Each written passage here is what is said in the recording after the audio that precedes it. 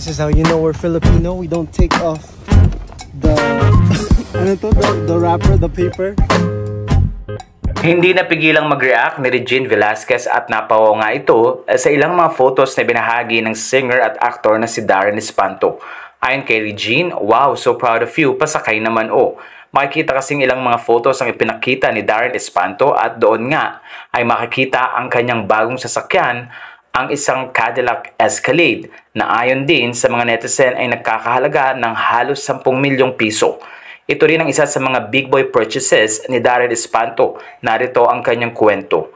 Made another big boy purchase, very grateful for all God's blessings, always loved riding my parents' Escalade as a kid and been a fan ever since and now here we are.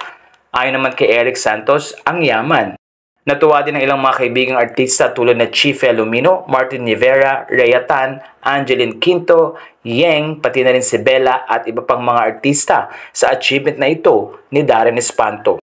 Matatandang isa si Darren Espanto sa mga sikat na singers ngayon sa Pilipinas na talaga namang sinusuportahan ng milyong-milyong fans dahil na rin sa husay niya sa pagkanta at pagsayaw.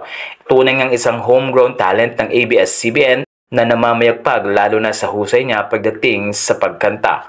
Kaya naman sa puntong ito, ilang mga netizen at fans ni Darren na nagsabing well-deserved ang nasabing napakagandang sasakyan na bata pa nga lang si Darren ay alam na niya ang performance ng Escalade na car.